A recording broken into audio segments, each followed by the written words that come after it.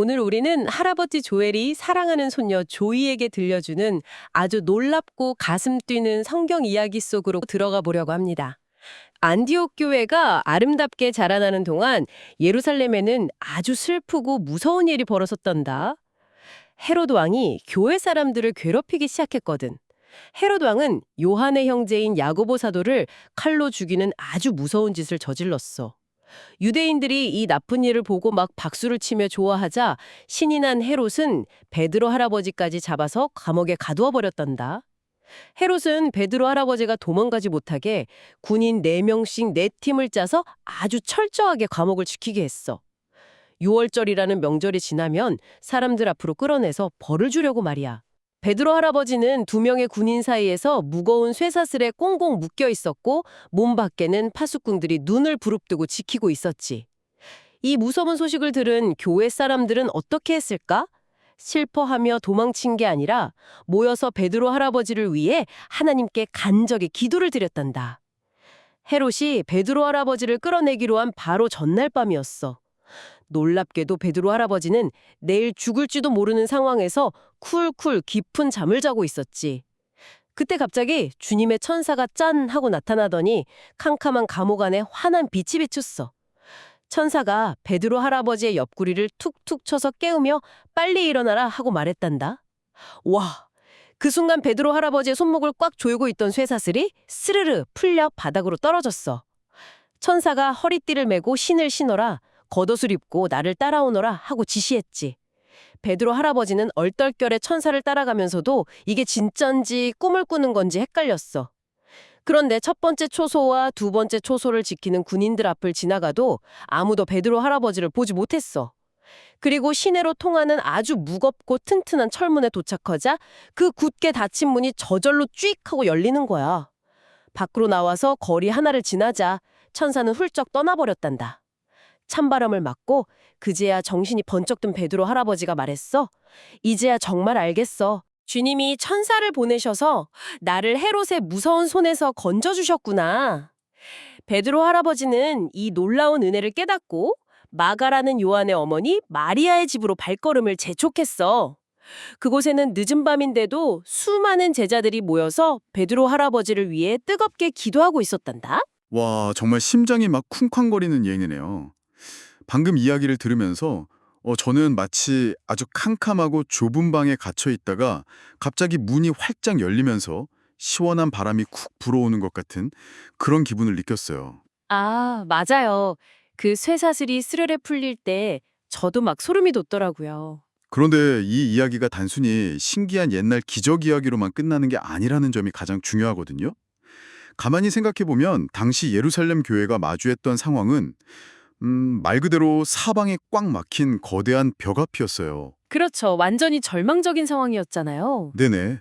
4명씩 4팀, 무려 16명의 군인이 베드로 한 사람을 교대로 감시하고 있었으니까요. 한번 상상해보세요. 양옆에는 무기를 든 군인이 바짝 붙어 있고 손목이랑 발목은 차갑고 무거운 쇠사슬로 묶여 있고요. 맞습니다. 게다가 감옥 문 밖에는 또 다른 군인들이 두 눈을 부릅뜨고 지키고 서 있는 겁니다. 진짜 인간의 힘으로는 단 1%의 탈출 가능성도 없는 완벽한 절망이었죠. 아, 정말 숨이 턱턱 막히네요. 우리 어린이 여러분도 가끔 이럴 때가 있을 거예요. 학교에서 친구들과 큰 오해가 생겨서 막 아무도 내 마음을 몰라줄 때나? 아니면 너무너무 어려운 숙제나 시험 앞에서 도무지 어떻게 해야 할지 모를 때요. 네. 그럴 때 마치 나를 둘러싼 16명의 군인들처럼 문제가 나를 꽉 억누르고 있는 것 같잖아요. 베드로 할아버지와 교회 사람들도 그런 엄청난 두려움을 느꼈을 텐데 정말 대단한 건 그들이 도망치지 않았다는 거예요. 맞아요. 우리가 흔히 위기를 만나는 가장 먼저 하는 행동이 원망하거나 도망치는 거잖아요. 야고보 사도님도 돌아가셨는데 우리도 빨리 짐 싸서 도망가자 이렇게 생각하는 게 사람의 자연스러운 마음이죠. 아니면 막 화가 나서 무기를 들고 감옥으로 쳐들어가려고 할 수도 있고요. 하지만 그들은 도망가지도 싸우지도 않았습니다. 그 대신 한 집에 모여서 베드로를 위해 간절히 부르짖어 기도했죠. 여기서 제가 하나 여쭤보고 싶은 게 있어요. 만약 내일 아주 무서운 주사를 맞으러 병원에 가야 하거나 수많은 사람 앞에서 엄청 떨리는 발표를 해야 한다면 그 전날 밤에 잠이 잘 올 것 같으신가요? 말도 마세요. 저는 아마 이불을 뒤집어 쓰고 밤새 뒤척일 거예요. 머릿속으로 내일 너무 아프면 어쩌지, 막 실수하면 어쩌지, 온갖 걱정을 하느라 심장이 두근거려서 단 1분도 못 잘걸요. 그게 사실 우리 모두의 평범한 모습이거든요. 그런데 오늘 이야기에서 제일 놀라운 장면이 뭔지 아세요? 베드로 할아버지는 내일 끌려나가 죽을지도 모르는 상황이었어요. 심지어 양옆에는 무서운 군인들이 누워 있었고요. 그렇죠. 그런데 천사가 옆구리를 툭툭 쳐서 깨워야 할 정도로 아주 깊은 잠에 쿨쿨 빠져 있었습니다.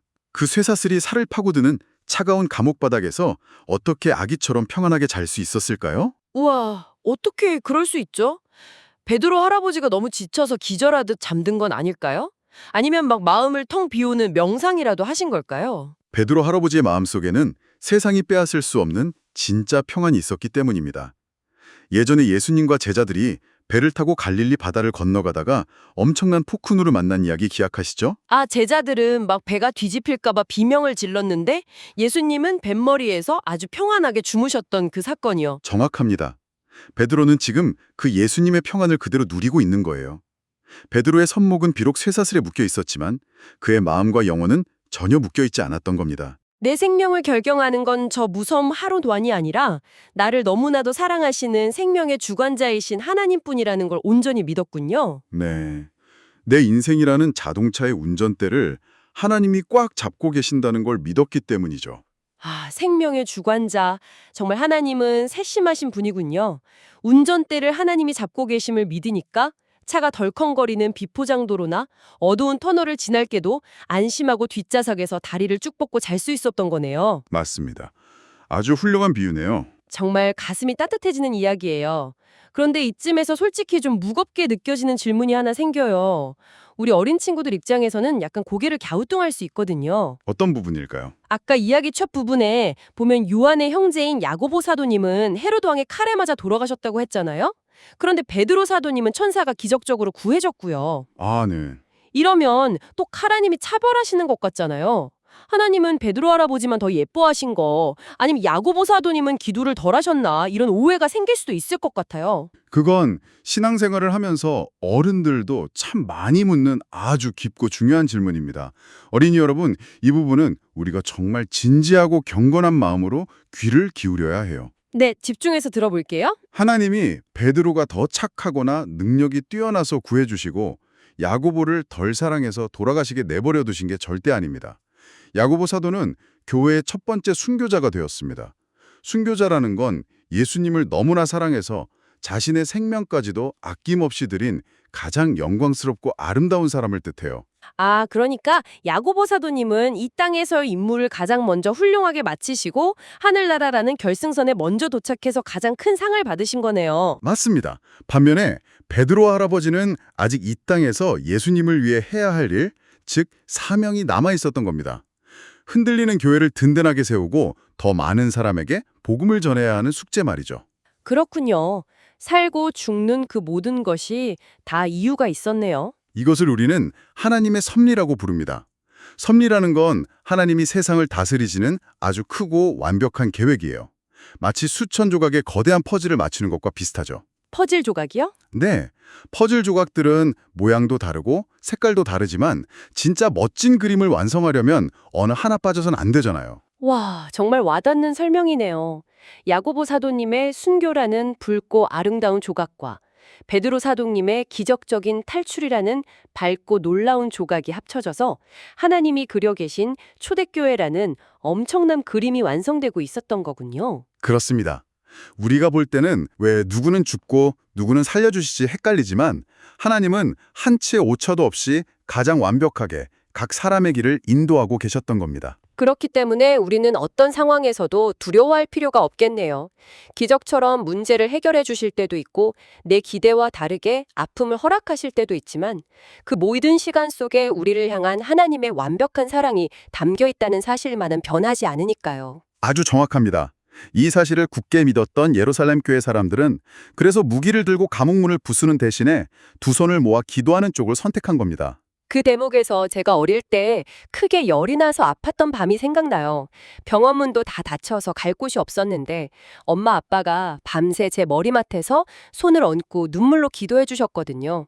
신기하게도 그 기도를 들으면서 마음이 편안해져서 스르륵 잠이 들었고 다음날 씻은 듯이 열이 내렸어요. 네, 그게 바로 기도의 힘이죠. 오늘 베드로 할아버지로 구한 진짜 힘도 세상의 어떤 권력이나 마법이 아니라 바로 교회 사람들의 간절한 기도였습니다. 하나님이 천사를 보내 베드로를 구출하시는 과정을 자세히 보세요. 천사가 억지로 군인들을 때려 눕힌 게 아니잖아요. 네, 쇠사슬은 아무 소리 없이 스르륵 풀렸고 군인들의 눈은 가려졌으며 무엇보다 시내로 통하는 아주 무겁고 튼튼한 철문이 아무도 손대지 않았는데 저절로 쥐익하고 열렸습니다. 저절로 쭉 열린 철문이요. 와, 정말 경이롭네요. 우리 힘으로는 꿈쩍도 하지 않을 것 같던 그 거대한 문 말이죠. 네, 바로 그 저절로 열린 철문이 상징하는 바가 아주 큽니다. 우리의 삶에도 이런 무거운 철문들이 쾅 닫혀 있을 때가 참 많거든요. 맞아요. 어른들에게는 갑작스럽게 회사에 문제가 생기거나 가정의 경제가 턱 막힐 때 아니면 치료가 아주 오래 걸리고 힘들 거라는 의사 선생님의 무서운 이야기를 들을 때가 바로 그 철문 앞일 거고요. 어린이 여러분에게는 새학기에 친한 친구와 갑자기 멀어져서 학교 가는 길이 지옥같이 느껴질 때나 아무리 노력해도 나쁜 습관이 고쳐지지 않아서 나 자신이 미워질 때가 마치 굳게 닫힌 감옥의 철문처럼 느껴질 겁니다. 진짜 그래요. 그럴 때 우리는 흔히 철문 앞에서 주저앉아 엉엉 울기만 하거나 내 연약한 주먹으로 그 쇳덩어리를 쾅쾅 내리치면서 아파하잖아요. 나는 힘이 없어. 하나님도 나를 안 도와주시는가 봐 하면서 금방 포기해버리기도 하고요. 하지만 오늘 이 놀라운 성경 이야기는 우리에게 아주 확실한 해결책을 줍니다. 어려운 일이 생겼을 때 금방 포기하거나 무서워하지 마세요. 닫힌 철문을 내 힘으로 억지로 열려고 하지도 마시고요. 대신 그 철문 앞에서 무릎을 꿇고 눈물로 기도했던 예루살렘 교회의 성도들처럼 하나님께 부르짖어 보세요. 혼자서 끙끙 앓지 말고 부모님과 함께, 친구들과 함께, 교회 선생님들과 함께 기도 제목을 나누고 한마음으로 기도해야겠네요. 맞습니다. 두세 사람이 놓여 마음을 다해 기도할 때 전능하신 하나님은 천사를 보내서라도 우리가 도저히 풀 수 없는 쇠사슬을 스르르 풀어주시고 굳게 닫힌 문제의 철문을 저절로 열어주실 것입니다. 저도 오늘 정말 큰 용기를 얻습니다. 우리 앞에 어떤 무서운 군인들이 지키고 있든 두려워하지 않기로 해요. 우리의 삶을 가장 안전한 길로 운전해 가시는 분은 오직 생명의 주관자이신 하나님 한 분뿐이심을 굳게 믿으면서요.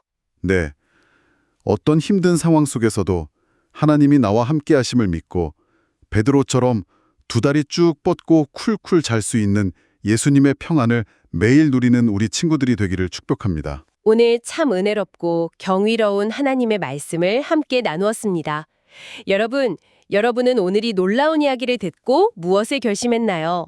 혹시 지금 여러분 앞을 꽉 가로막고 있는 굳게 닫힌 철문 같은 문제가 있나요? 금방 포기하거나 걱정하며 무서워하는 대신 오늘 이 시간 두 손을 예쁘게 모으고 하나님께 기도로 나아가는 것은 어떨까요? 혼자 감당하기 힘든 일이 있다면 가족들과 함께 손을 잡고 기도해 보세요. 자, 이제 우리의 마음을 하나로 모아 하나님께 기도를 올려드리겠습니다. 여러분도 있는 자리에서 두 눈을 감고 차분하고 진심 어린 마음으로 함께 기도해 주세요. 사랑의 하나님 아버지 참 감사합니다. 무서운 감옥에 갇힌 베드로 할아버지를 천사를 보내어 멋지게 구출해 주신 놀라운 기적의 이야기를 들려주셔서 감사합니다, 하나님. 저도 베드로 할아버지처럼 무섭고 떨리는 일을 만날 때 제 마음속에 예수님의 참된 평안을 가득 채워주세요.